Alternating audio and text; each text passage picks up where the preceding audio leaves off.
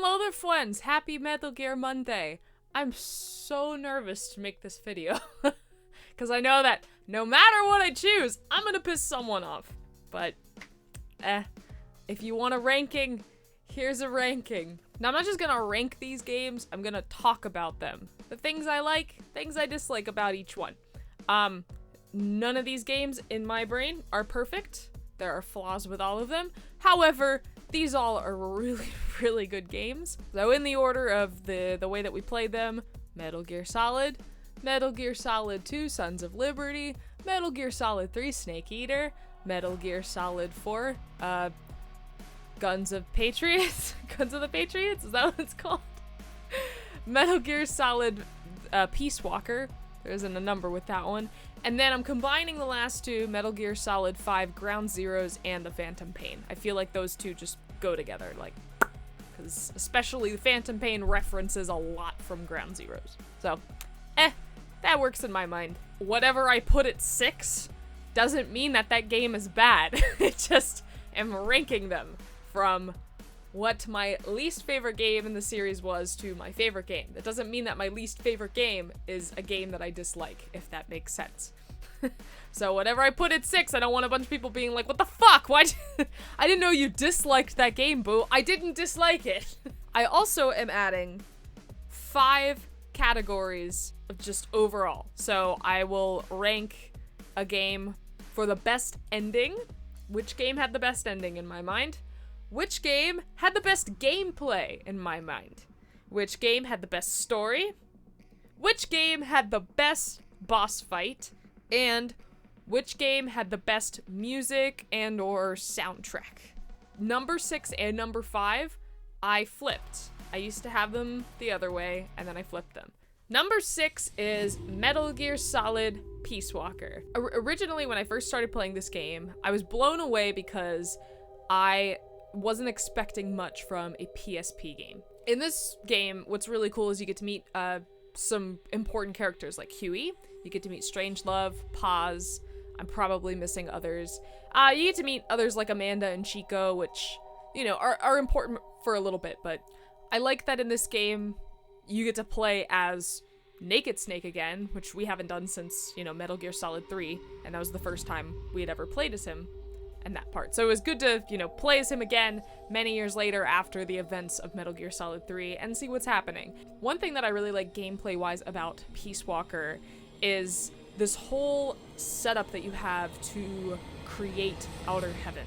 I love all of the game mechanics of, you know, recruiting new members of your team and how you can send them out on scouting missions, because from my understanding, that's the first game that did that, and once you get the hang of it, it's hella fun. It really is. So the reason why I put this game the lowest on the list is because even though it is a very important game and it is one of the core games, I know it's a PSP game, but it does feel a little bit empty. The missions don't feel, to me, super urgent, especially when you're trying to get that secret ending and you're going around trying to find Zadornov.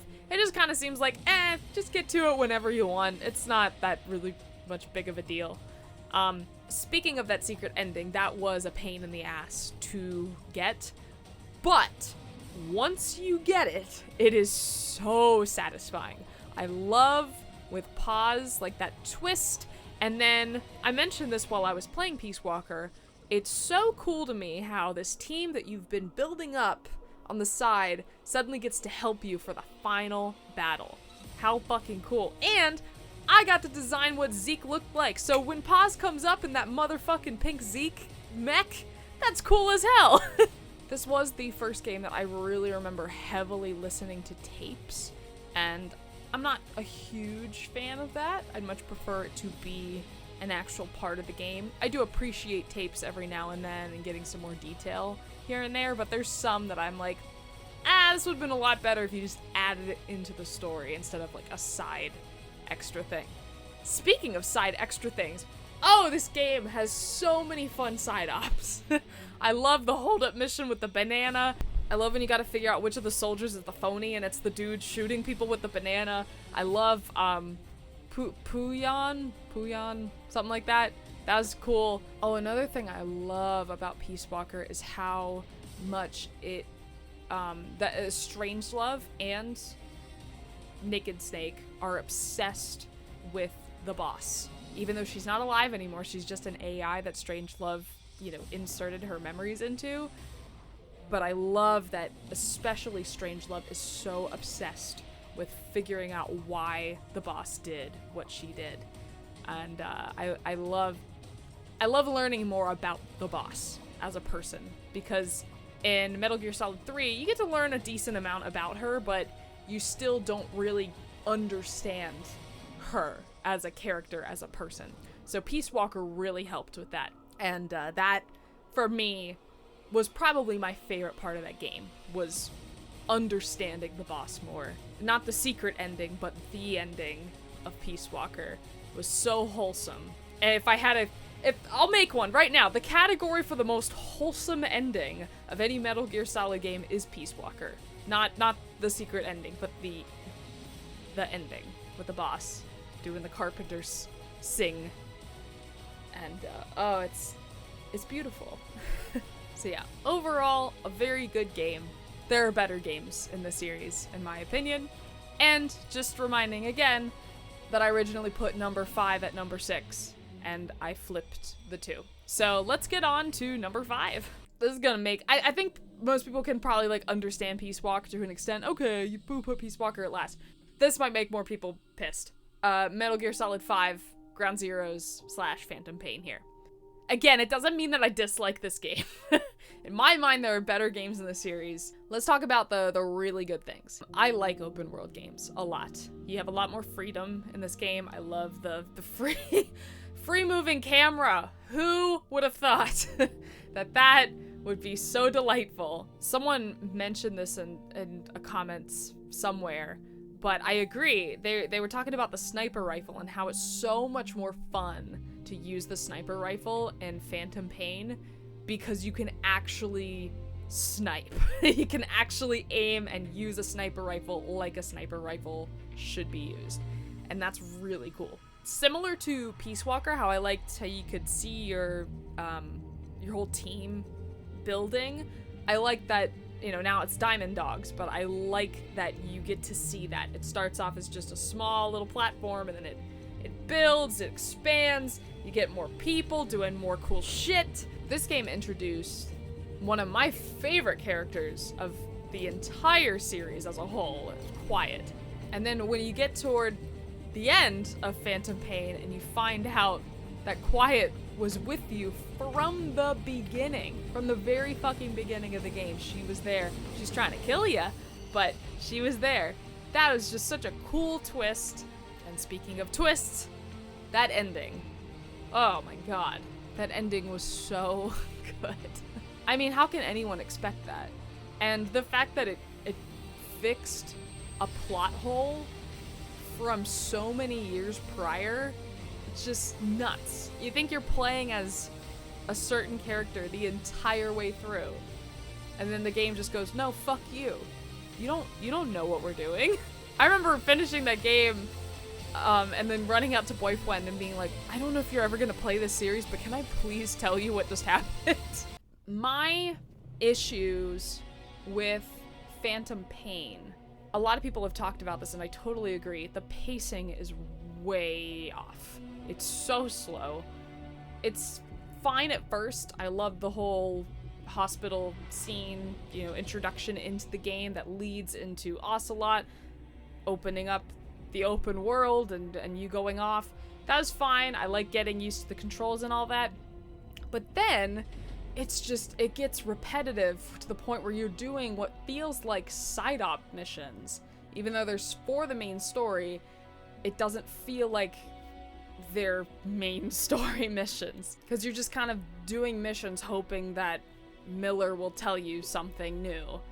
And not just pacing with the story, but also the gameplay as a whole. I'm not necessarily talking about in the open world, but flying in your helicopter from the open world area back to Mother Base takes forever. I always cut that shit out because of how long it takes, but even going from the central part of Mother Base out to, let's say, the medical platform, because I had to go out there a lot, you can take the chopper from the center to the medical platform, and I should have clocked it, but I would be convinced that it either takes just as long or longer than just driving a car there. Why is that? Every single time I would get in a helicopter and I'd fly out to one of the outer platforms, the helicopter would like circle around that platform like 3 times before it would drop me off. It just takes so long. It takes so long for the chopper to come pick you up, takes so long once it actually, you get in it, takes so long for it to fly away and you have to just kind of sit there, takes so long for when you're going toward a mission for it to land. And I don't mind that it would take a long amount of time at the start of the game, but you can't skip it. And I know it's probably the game loading and processing what's coming up, but it takes so long. And it gets to the point where there's things that I need to go back to Mother Base to do, but I don't want to go do them because it takes so long to get there. So that's why it took me forever to give Paz all the pictures, or to go get a lot of the cutscenes at Mother Base, to interact with my team at Mother Base, because I didn't want to go back there because it took so long to get there.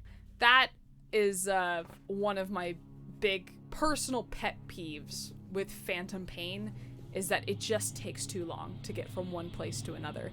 When I'm in the open world, I don't mind. When I get on my chunky fat motherfucker Marshmallow and we just go, that's fine. But just sitting there, not being able to control my character and just sitting there waiting as the chopper is moving is so boring. Which is a shame, because the game itself is very fun. The gameplay is awesome. And the pacing with just the missions, like it just kind of keeps building and not much is happening, and then all of a sudden, boom, you defeat Skullface and Sahelanthropus. Boom, good job, you did it. It's like, okay. And then you do like a few more missions, which also, again, still just kind of feel like a build-up. They don't really feel like anything super special. And then, boom, the kids took Sahelanthropus, Eli's gone, bye! And then you get to find out that you're playing as Venom Snake. And then the game just kind of ends. And I kept saying, while I was playing the game, man, I can really tell that this game is unfinished. And then a bunch of people commented after and said, no, it's just that the ending is unfinished. Like, they didn't get to do the whole ending with going after Eli and Sahelanthropus. And I'm looking at it like, no, this isn't how the game is supposed to be, right? This game, the whole game as a whole, to me, feels unfinished. The pacing is really off.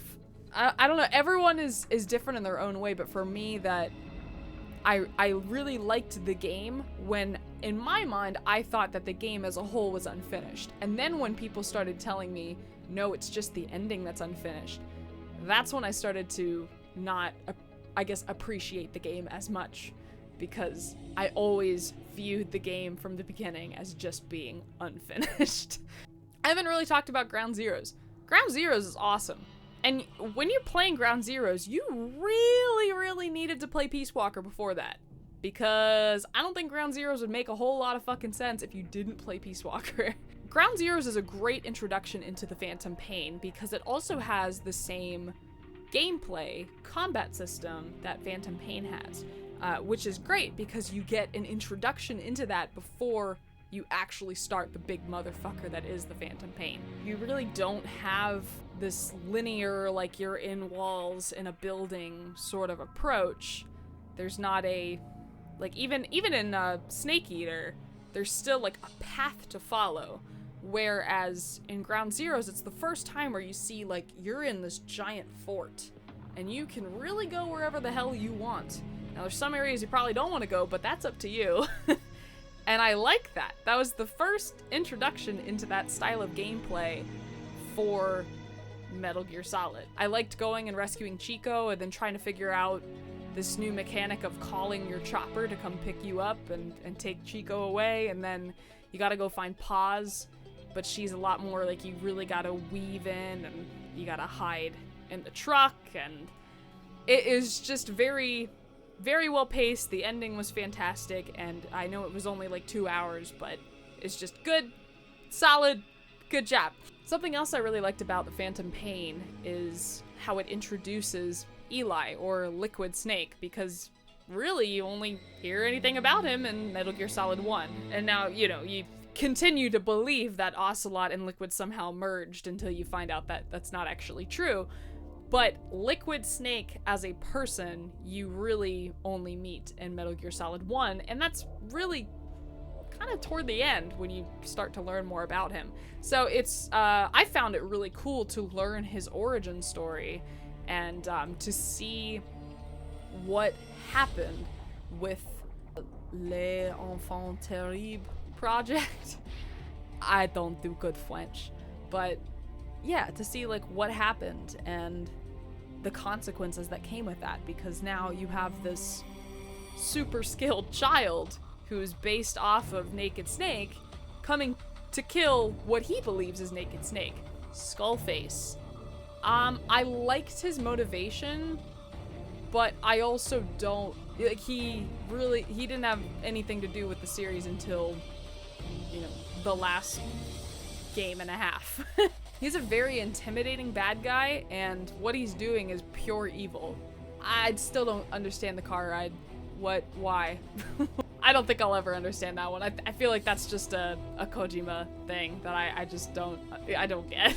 But yeah, I liked the difference between Skullface and Code Talker, because they both dealt with the same problem, basically. But it's the way that they both went about it that is so drastically different, and how they can't agree, even though they relate to each other so well. So I really like that contrast of Skullface and Code Talker. Huey was really interesting in this game. I think they intentionally did a good job of fooling, at least me, I want to say like the players in general, because Huey's son, Hal, is so lovable and delightful, and I don't know, I love Hal, personally. So when we meet Huey, we're like, oh, Huey's probably exactly like Hal. We just assume that he's super friendly and gonna be very helpful. And then we find out, no, he's actually a self-centered, egotistical asshole who can't take any form of criticism and blames everyone else. That was an interesting twist, because I'm like, oh, Miller, shut the fuck up, you don't know Huey. And then more shit comes forward about Huey, and it's like, oh, I can't really ignore this, can I?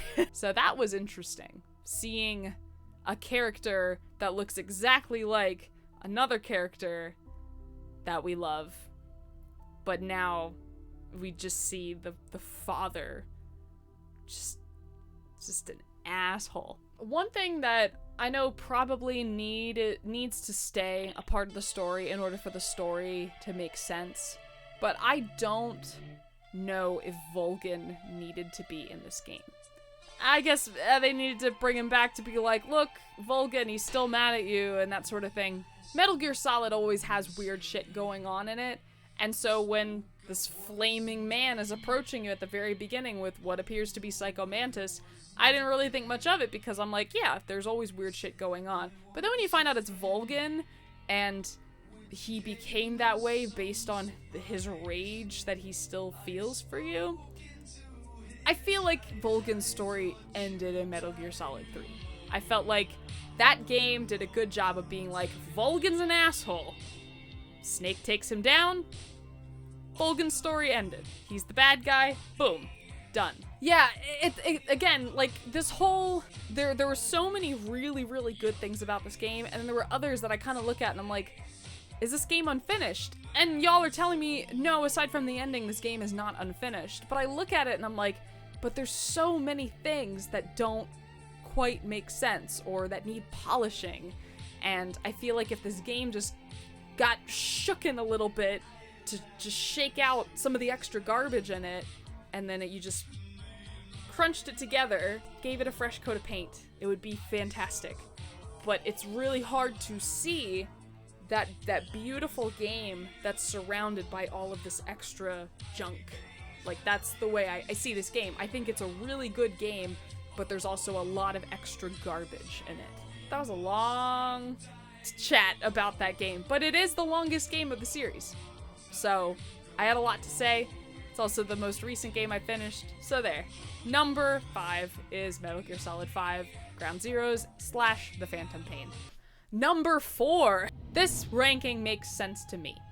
It will not make sense to a lot of people. I put Metal Gear Solid 3 here. Now, I know this is like everyone's favorite game. It's a really good game. And again, just because it's at number 4 doesn't mean I didn't enjoy it. Originally, when I played this game, I brought up at the end reasons why I didn't like my personal playthrough of it. But now that I've played all of the games, I look back at Metal Gear Solid 3, because it's the first game in the series, and it's awesome. It works so well, it starts everything, and now if I went back to replay it again, I would probably end up putting it higher, because I would just have a better overall experience, I know. But now, like, knowing about Eva, knowing about Volgin, knowing about the boss, and especially knowing about Zero and what's gonna happen with him, I really love how this all gets set up. And you start playing the beginning of it and you're like, what in the fuck's name is going on?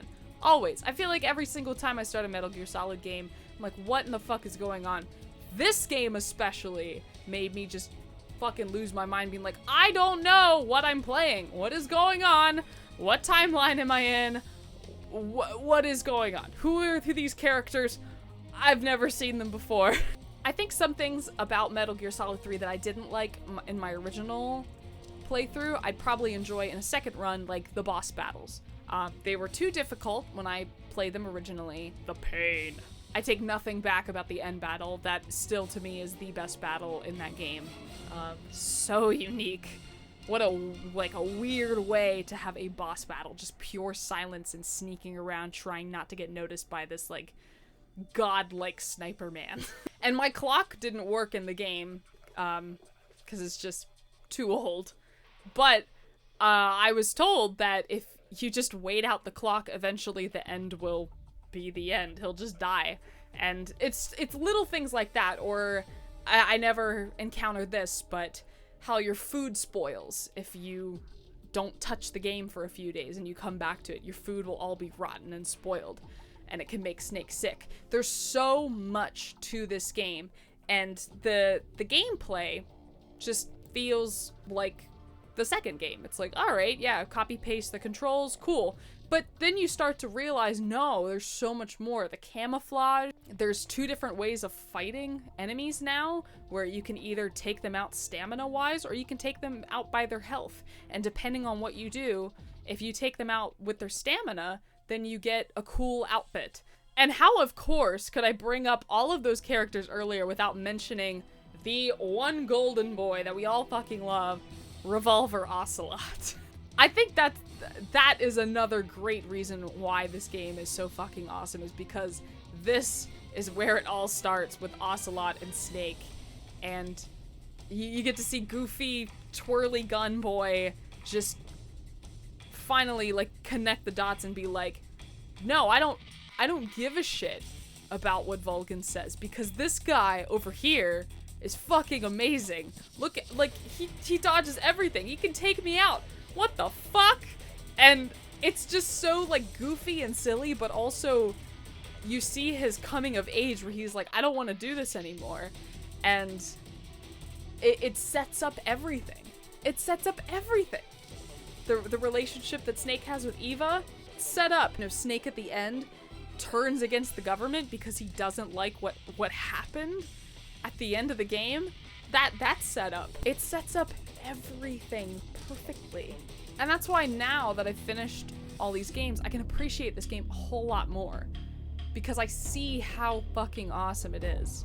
But this game really doesn't have a single dull moment. The boss battles, to sneaking around, to getting new camouflage, to exploring, to dressing up like Raiden and trying to fool Volgin, but he grabs your penis and figures out, no, it's not Raiden. It's a great game, friends.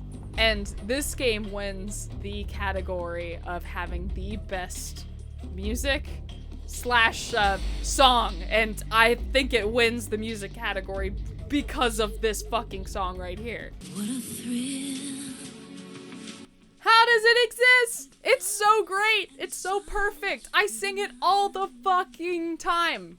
Especially when I was playing this game, because once the game actually gets past the title sequence, then every time you boot up the game, it plays Snake Eater. And every single time I would boot up the game to go play it, I would play it sometimes 2 or 3 times in a row before I'd actually start recording. I'd sing my heart out. Boyfriend's in the other room being like, man, I have to hear this shit again. I don't give a fuck because the song is so awesome. It fits the tone of the game perfectly. It's so epic and I love it. So yeah, Metal Gear Solid 3. Good game. Number 3. Metal Gear Solid 4. Finally, for the first time, we have a free roaming camera. Thank fuck. Just like all the other Metal Gear Solid games, you start playing this game and you don't know what the fuck is going on. You know, Solid Snake's suddenly old and you're like, what the hell? Why? And as you continue on through the game, you uncover more shit. I liked the boss battles more in this game than Snake Eater. Again, if I went back and played Snake Eater, I might enjoy it, except for the end battle. The end battle is still fantastic, but yes, I liked all of the battles with the whammon, the crazy whammon. I like that it brought back familiar characters. Y'all are fucking pissed at me because I didn't understand Naomi apparently. I guess I'll go back and rewatch that part. But I love how you figure out finally what's going on with Vamp. You learn more about Naomi, you learn more about Hal, your otaku friend, who then you find out at the very, very end when Snake eventually passes how Hal was with him in the end. And that's just so fucking wholesome. I love Sunny. Oh my god, I love that little girl. She's just so fucking cute with her stupid eggs. I love that connection, like when it shows Olga in the picture frame on the wall, and I'm just like, I think the only mission I didn't like was when you have to sneak around, and you're following that dude. It was just too long of a mission. But aside from that, I don't think there was a single mission I disliked. I loved that final battle with Ocelot. That was really cool. And, of course, I love the fake ending. That was fantastic because it fools you and it's going through Big Boss voiced by, but we didn't hear him say anything in this game, and then it switches over and then you find out like everything, like almost fucking everything, and at the end right there it just connects all of the dots and all those questions you had are just like answered instantly. And one thing that I didn't bring up when I was talking about Phantom Pain is I don't like in Phantom Pain how you have to listen to so many tapes. I feel like there's so much missing from just listening to a tape. I don't mind listening to a few, but with that ending cutscene of Metal Gear Solid 4, it's perfect. And you finally for the first time ever, you have Naked Snake meet Solid Snake, because now that you know that it was Venom Snake that was defeated by Solid Snake in the NES games, correct me if I'm wrong, if I'm missing something, but Naked Snake has never actually met Solid Snake and vice versa. So this is the first fucking time that Solid Snake actually gets to meet his father that he was cloned after. That's really fucking cool. And when it does that, then it sparks that other question in your brain where you're going like, but wait a minute, I thought Solid Snake defeated Naked Snake in the NES games. And then you get Phantom Pain. But yeah, one thing I didn't like, personally, that I didn't like very much about the Ground Zeroes and especially Phantom Pain is all the amount of tapes that you have to listen to. Some of them are fine and I enjoy listening to them, but there's others like, I just wish that they were that they were made into cutscenes. There's so many to listen to, and I don't know what is going to be super duper important and what's not. So I sit there and listen to all of them because I'm not sure. And you could say like, oh, well, they're all important. Okay, well, there's so many. There's so many, and it takes up so much time. So that's one thing that like kind of switched once we got into the Peace Walker era and, you know, Metal Gear Solid 5 is suddenly there's all these tapes to listen to. And again, it's fine for a little bit, but then it just becomes the whole game. Like, I'm spending the entire last part of the playthrough just listening to tapes, and that might be really thrilling and fun to people, but to me, I just wanted them to be animated so bad. Okay, so before we get to the top two, because you know from process of elimination what these are, let's go over our best rankings. So, first one that I already went over is best music. That's from, of course, Metal Gear Solid 3, Snake Eater.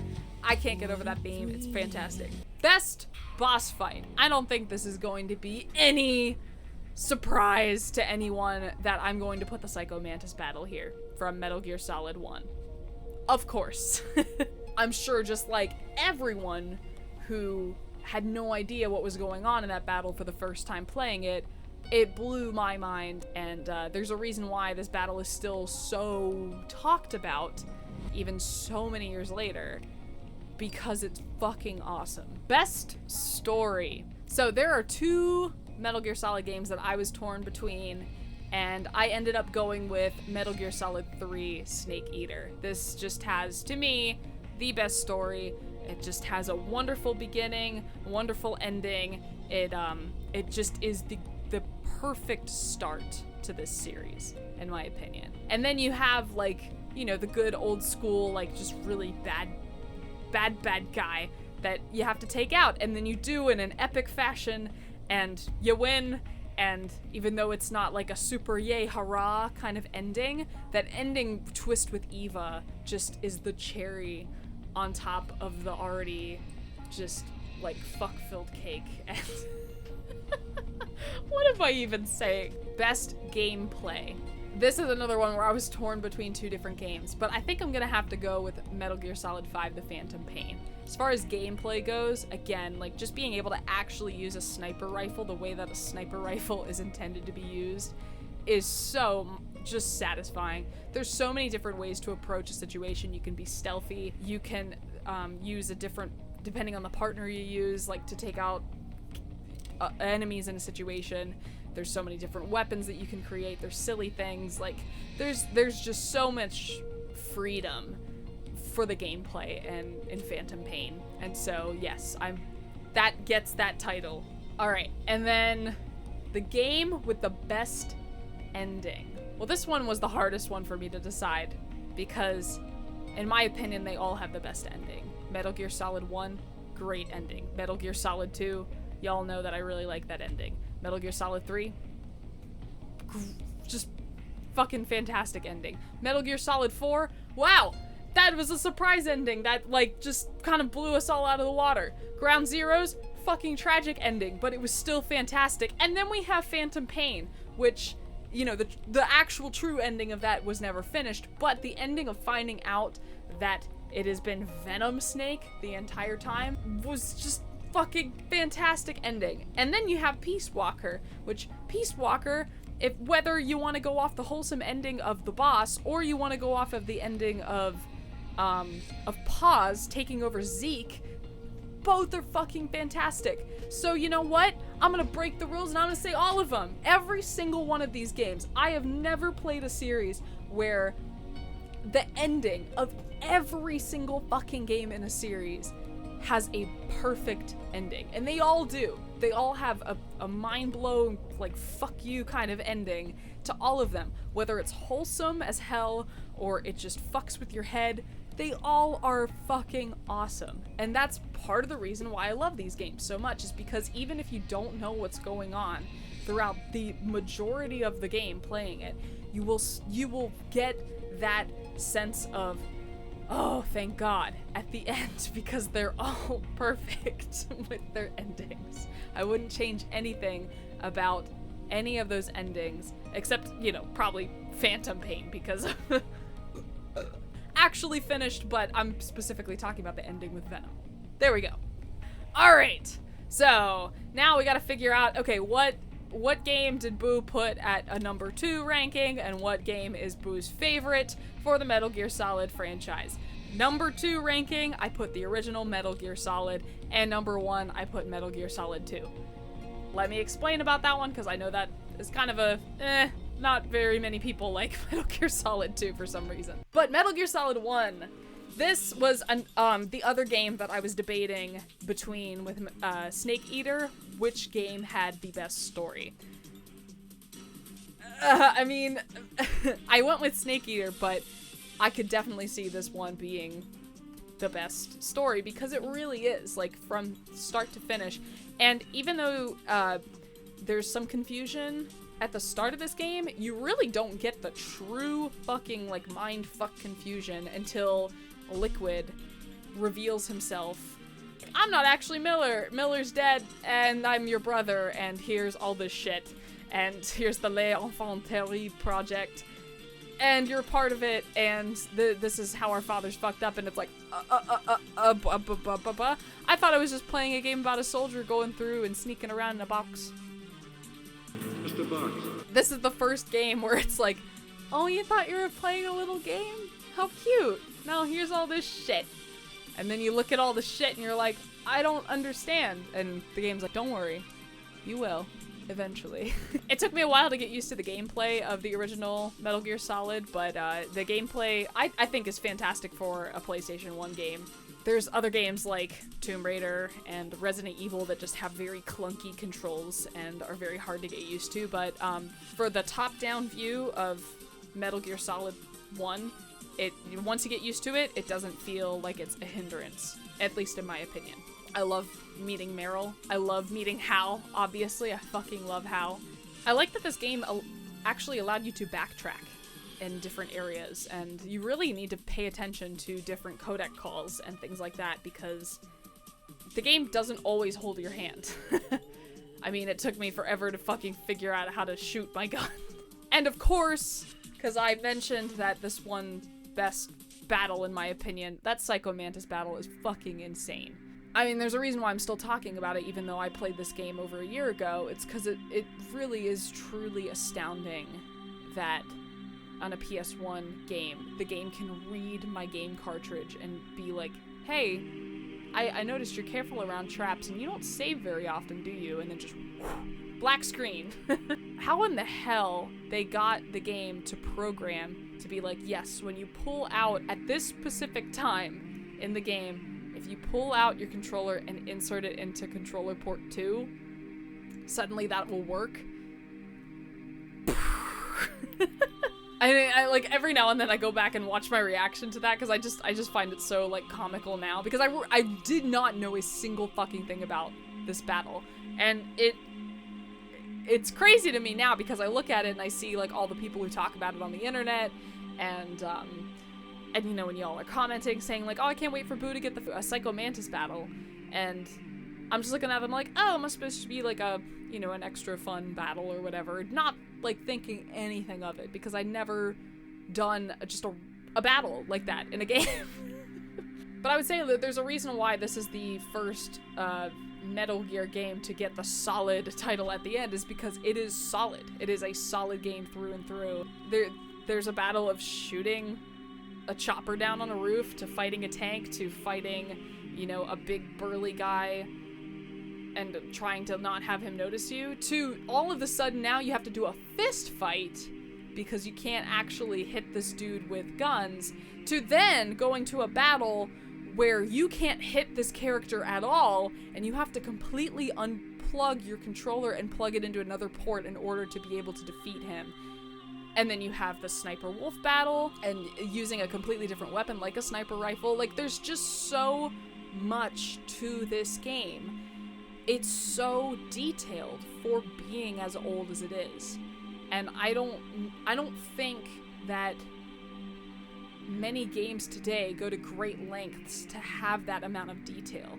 I think a lot of games now, it's like, oh yeah, you're just gonna play the same way throughout the entire game. Whereas this game is like, no, you're going to have a psycho battle, you're going to have a sniper battle, you're going to have a tank battle, you're gonna have a chopper battle. Like, there's so much thought put into every aspect of this PlayStation 1 game, and then you have this overarching story, which is just fabulous, and then ends perfectly. And then you move on to the next game. Which, speaking of the next game, my number one, which if you've been watching this channel for a while, this wasn't a surprise that I would put Metal Gear Solid 2 at my number one spot, as cause this game is almost perfect in my mind.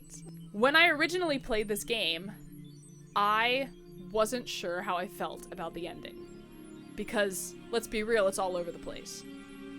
But the more that I thought about it, and the more that the game started to fuck with my head, I really started to appreciate how amazing it is. This game introduced Solidus Snake. It introduced Vamp. Gosh, I forget her name, but she's really fucking cool. She's got the rail gun. There's two parts of this game that I'm not a huge fan of. One of them is, I've talked about this, but Hal's sister. I don't know if I understand the point of her being in this game. I do like a lot of the parts when you're with her in the game. However, her death was so pointless to me, I don't understand why that needed to be. That was probably my biggest pet peeve with this game. The second one is, obviously, toward the end, when Ocelot's like, I was in charge of this all along, and Solidus is like, no, I one-up you. And they're all just trying to one-up each other, and I'm just looking at this like, what in the fuck is going on? But overall, I really like... I know a lot of people didn't initially like playing as Raiden back in the day, but I like that you play as Raiden because then you have this other person, Solid Snake, who has been through this shit before and is now helping you. He is the Colonel, even though you have the Colonel in the game, which, you know, we later find out is not actually the Colonel. But you have Snake, and then you have the Colonel, and they're constantly feeding you information because you're like basically a trainee. This is your first thing. You've only done virtual reality versions of all of this stuff, and so this is your first like real mission.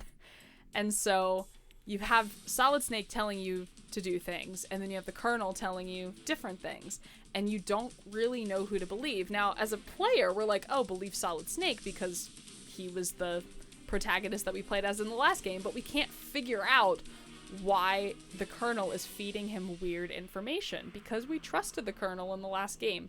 And I love the battle with Fat Man. I almost said Fat Boy.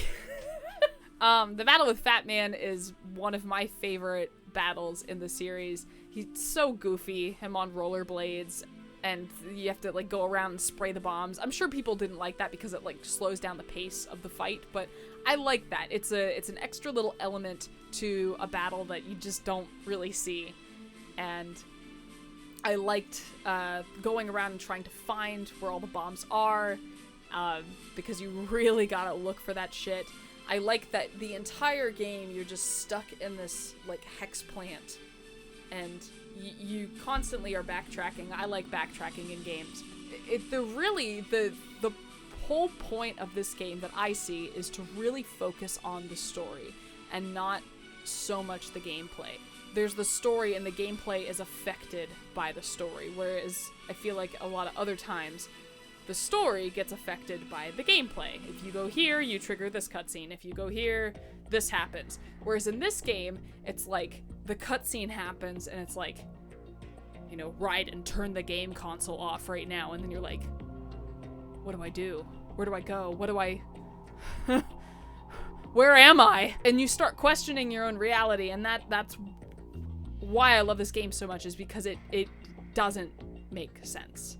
It was the first video game that truly reached its arm through the console pulled my head in and went, "Hey, jackass, did you know that you're not actually playing a game right now?" And of course, the final codec call with the AI. What can you say? Honestly, everything that these videos have said is perfect. It's not just that the ending with the AI is the reason why I like this game. This game was fun as hell. This was such a fun playthrough for me. It was fun. I genuinely was so excited to come in and sit down and play this game. I can't say that for all the Metal Gear Solid games.